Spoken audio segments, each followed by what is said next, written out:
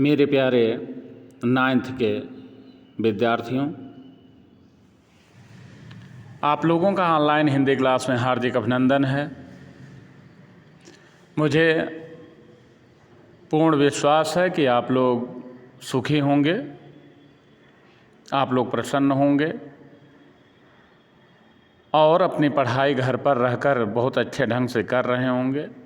हमारे सारे शिक्षक आप लोगों को ऑनलाइन क्लास में पढ़ा रहे होंगे, आपको समझ में आ रहा होगा। मेरे प्यारे बच्चों, आप लोगों को मैंने कल राजेश जोशी जी का बच्चे काम पर जा रहे हैं पाठ पढ़ाया था और यह पाठ पूरा हो गया था। तो आज हम लोगों को प्रश्नोत्तर पर चर्चा करनी है। तो आज हम लोग प्रश्नों को देखेंगे और आप लोग इसके बाद अपने फेयर कॉपी में प्रश्नोत्तर लिख लीजिएगा। अच्छे ढंग से प्रश्न लिख लीजिएगा, उस डेट डाल दीजिएगा, पेज संख्या डाल दीजिएगा, बाकायदे लाइनिंग कर दीजिएगा, सुंदर सुंदर लिखिएगा। तो आइए हम प्रश्नों पर विचार करते हैं। पहला प्रश्न है कि कविता की पहली 2 पंक्तियों को पढ़ने तथा विचार करने से आपके मन मस्तिष्क में जो चित्र उभरते हैं उसे लिखकर व्यक्त कीजिए। तो पहली 2 लाइन क्या है? तो पहली 2 लाइन है कि कोहरे से ढकी हुई सड़क पर बच्चे काम पर जा रहे हैं सुबह सुबह। पहली लाइन तो यह हो गई। दूसरी लाइन, बच्चे काम पर जा रहे हैं, हमारे समय की सबसे भयानक पंक्ति है यह। तो जो दृश्य उभरता है, आप लोगों को जिस दिन मैं शुरुआत किया था क्लास में उस दिन कोहरा खूब छाया हुआ ही था। तो वह दृश्य केवल काल्पनिक नहीं बल्कि यथार्थ में भी आपके सामने था। तो मस्तिष्क में जो चित्र उभरता है उसको लिखना है। तो आप लिख सकते हैं आपके मन मस्तिष्क में क्या है कि एक सड़क है जो कोहरे से ढकी हुई है, चारों तरफ कोहरा छाया हुआ है, सुबह सुबह ठंडक पड़ रही है, लेकिन उसमें कुछ छोटे छोटे बहुत छोटे छोटे बच्चे हैं जिनको रजाई में रहना चाहिए था या बढ़िया कपड़ा पहन करके घूमना टहलना चाहिए था। वह क्या कर रहे हैं? वह काम करने के लिए जा रहे हैं। चाहे उनके हाथों में फावड़ा है, चाहे उनके हाथों में कुछ है जिससे लग रहा वो काम करने के लिए विवश हैं।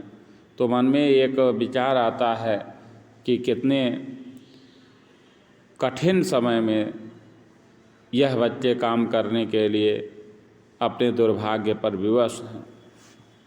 दूसरा प्रश्न देखते हैं। कवि का मानना है कि बच्चों के काम पर जाने की भयानक बात को विवरण की तरह न लिखकर सवाल के रूप में पूछा जाना चाहिए कि काम पर क्यों जा रहे हैं बच्चे। कवि की दृष्टि में उसे प्रश्न के रूप में क्यों पूछा जाना चाहिए। तो मेरे प्यारे बच्चों, मैंने पहले ही बताया था कि कोई चीज़ को सामान्य रूप से केवल सुना दिया जाए तो सब लोग सुन लेते हैं, लेकिन किसी को उसको जवाब देने की ज़रूरत नहीं होती है। लेकिन जब उसी बात को प्रश्न के रूप में पूछा जाता है तो कोई न कोई उसको जवाब देने के लिए जिम्मेदार माना जाता है, जिम्मेदार होता है और वह उसका जिम्मेदार जवाब देता है। तो कवि मानता है कि अगर उसे प्रश्न की तरह पूछा जाए तो उसका जवाब कोई न कोई अवश्य देगा।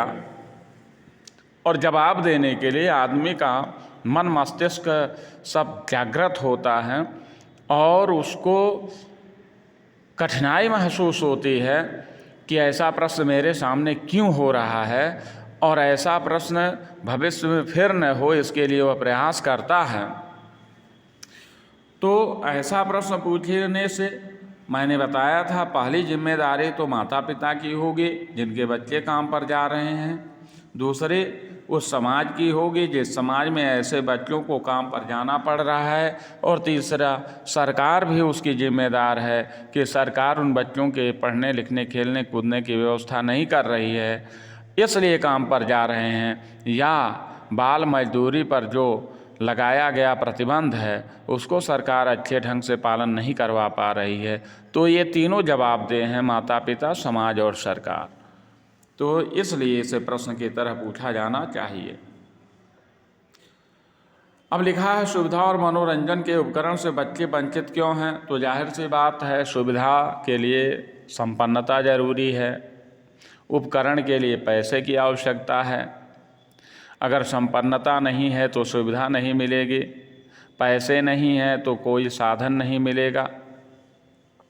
तो साधन सुविधा गरीबी के कारण, आर्थिक अभाव के कारण इन सब से बच्चे वंचित हैं। चौथा प्रश्न है, दिन प्रतिदिन के जीवन में हर कोई बच्चों को काम पर जाते देख रहा है या देख रही है, फिर भी किसी को कुछ अटपटा नहीं लगता। इस उदासीनता के क्या कारण हो सकते हैं? इस उदासीनता का कारण जागरूकता की कमी। वास्तव में बच्चों को काम पर जाते हुए देख करके हमारे मन में कोई प्रश्न इसलिए नहीं उठता क्योंकि यह केवल एक जगह की बात नहीं, हर जगह की बात है। इस देश में इतनी गरीबी है, इतना लोगों का बच्चों के भविष्य के प्रति जागरूकता की कमी है कि लोगों को अटपटा नहीं लगता, जबकि यह बहुत ही भयंकर समस्या है। जिस देश की भावी पीढ़ी पढ़ेगी लिखेगी नहीं, निरक्षर रहेगी, उस देश का भविष्य अंधकारमय हो जाएगा। इसलिए यह बच्चों को काम पर जाते हुए देख करके सबको अटपटा लगना चाहिए। अगला प्रश्न है, आप अपने शहर में बच्चों को कब कब और कहाँ कहाँ काम करते हुए देखते हैं? तो हम अपने शहर में बच्चों को होटल में काम करते हुए, चाय नाश्ते की दुकानों पर काम करते हुए, छोटे छोटे दुकानों में काम करते हुए, यहाँ तक कि बच्चों को कुछ बेचते हुए, सब्जी का ठेला लगाते हुए भी देखा जाता है। कुछ बच्चों को तो भीख मांगते हुए भी देखा जाता है। तो आप रेलवे स्टेशन, बस अड्डे पर, बाज़ार में, दुकानों पर, होटलों में, तमाम जगह बच्चों को सुबह शाम, दिन दोपहर काम करते हुए देखते हैं। अगला प्रश्न है, बच्चों का काम पर जाना धरती के एक बड़े हादसे के समान क्यों है? धरती के एक हादसे के समान इसलिए है क्योंकि आज का बच्चा कल का बाप, बच्चा ही देश का भविष्य होता है, बच्चा ही संसार के सृष्टि का भविष्य होता है, बच्चा ही राष्ट्र का भविष्य होता है। अगर बच्चा ही काम पर जाएगा, अपनी पढ़ाई लिखाई नहीं कर पाएगा, शुद्ध भरण पोषण, पौष्टिक आहार और खेलने कूदने की सुविधाएं और अवसर नहीं मिलेगा, तो निश्चित रूप से ऐसा बच्चा एक कमज़ोर, गैर जिम्मेदार और हर एक दृष्टि से अनुपयुक्त ही बनेगा और वह देश राष्ट्र समाज के लिए कुछ नहीं कर पाएगा, बल्कि भार बन करके रहेगा। इसलिए यह एक धरती का सबसे बड़ा हादसा है। अब रचना और अभिव्यक्त में देखिए, काम पर जाते किसी बच्चे के स्थान पर आप अपने आप को रख करके देखिए, आपको जो महसूस होता है उसे लिखिए। तो अगर हमको भी पढ़ने लिखने की सुविधा नहीं होती, हमारे पास भी आर्थिक विषमता होती, हमारा भी भरण पोषण और अध्यापन संरक्षण करने वाला कोई नहीं होता, तो हमें भी ये सब काम करने पड़ते। अगर हम इस स्थिति में होते तो हम अपने दुर्भाग्य पर जरूर अपने आप को कोसते कि तू किस जगह पैदा हुआ कि न तो तुझे खाने की सुविधा है, न पहनने की सुविधा है, न भविष्य को बना करके पढ़ाई लिखाई करके भविष्य बनाने की सुविधा है। अपने दुर्भाग्य पर रोते, अपने आप को कोसते और अपने एक असुरक्षित भविष्य के प्रति चिंतित रहते। 8वां प्रश्न देखेंगे कि आपके विचार से बच्चों को काम पर क्यों नहीं भेजा जाना चाहिए, उन्हें क्या करने के मौके मिलने चाहिए। तो मेरे प्यारे बच्चों, घुमा फिरा करके वही प्रश्न और वही उत्तर है कि हमारे विचार से बच्चों को क्या करना चाहिए, काम पर क्यों नहीं जाना चाहिए।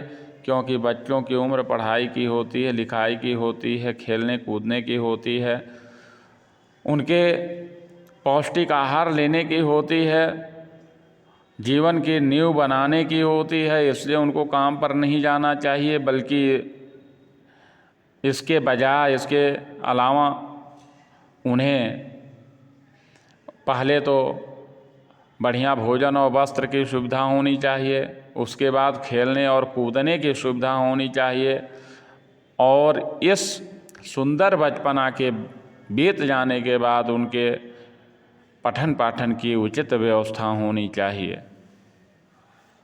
अब पाठ्येतर सक्रियता, ये वैसे लिखने वाला प्रश्न नहीं होता है, लेकिन विचार तो कर ही ले हम लोग।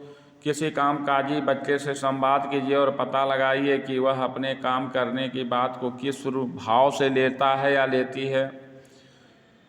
जब वह अपनी उम्र के बच्चों को खेलने पढ़ने जाते देखता या देखती है तो कैसा महसूस करता या करती है।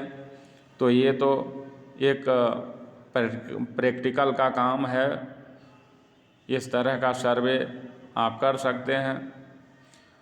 अगला है, वर्तमान युग में सभी बच्चों के लिए खेलकूद और शिक्षा के समान अवसर प्राप्त हैं, इस विषय पर वाद विवाद आयोजित कीजिए। तो इसके पक्ष और विपक्ष दोनों में बोला जा सकता है। आजकल प्राइमरी स्कूलों में बच्चों को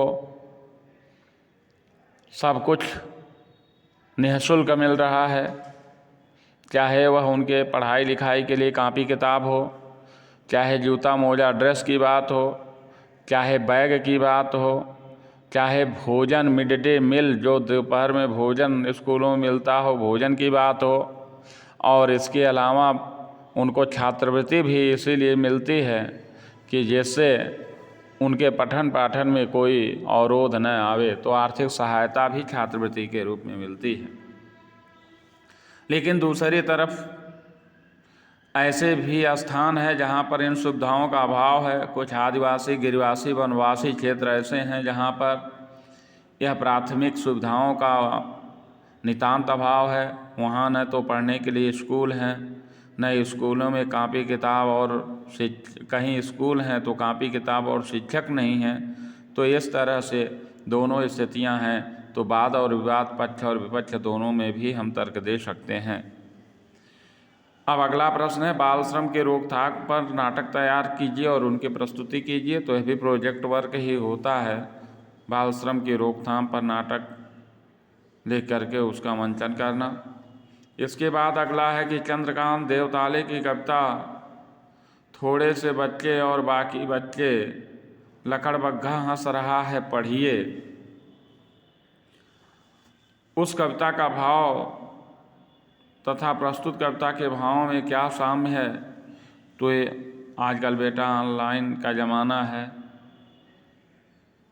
इंटरनेट का ज़माना है, गूगल का ज़माना है, तो आप लोग इसे ढूंढ करके सर्च करके पढ़िए और फिर पता करिए। फिर शब्द संपदा है, और यह भी जाने कि संविधान के अनुच्छेद 24 में कारखानों आदि में बालक बालिकाओं का नियोजन के प्रतिषेध का उल्लेख किया गया है, जिसके अनुसार 14 वर्ष से कम आयु वर्ग के किसी बच्चे को किसी कारखाने या खान में काम करने के लिए नियोजित नहीं किया जा सकता। किसी अन्य परिसंकटमय नियोजन में भी नहीं लगाया जाएगा। तो इस तरह का नियम है, बाल मजदूरी का निषेध है। तो मेरे प्यारे 9th के छात्र छात्राओं एवं प्यारे बच्चों, आप लोगों ने इस पाठ को पूरी तरह से पढ़ लिया है, क्वेश्चन आंसर भी समझ में आ गया है। इसको अच्छे ढंग से लिख लीजिएगा। इसके बाद हम लोग कृतिका पढ़ना शुरू करेंगे, क्योंकि क्षितिज पूरी तरह से कंप्लीट हो गया। क्षितिज में गद्य में 2 पाठ हम लोगों को वार्षिक परीक्षा के लिए पढ़ना था। पहला पाठ क्या था, सांवले सपनों की याद था, और दूसरा पाठ था वो प्रेमचंद के फटे जूते। और इसी तरह से 2 कविता थी, कैदी और कोकिला और बच्चे काम पर जा रहे हैं। तो इस तरह से यह क्षितिज पुस्तक का पाठ्यक्रम समाप्त हो गया। अब हम लोग कृतिका शुरू करेंगे कल से। तो आप लोग होमवर्क के रूप में प्रश्नोत्तर कर लीजिएगा, कंप्लीट कर लीजिएगा, साफ सुथरा ढंग से कर लीजिएगा। तो मुझे पूरा विश्वास है कि आप लोग अच्छे ढंग से इस काम को कर लेंगे। कल हम लोग कृतिका पढ़ेंगे। धन्यवाद।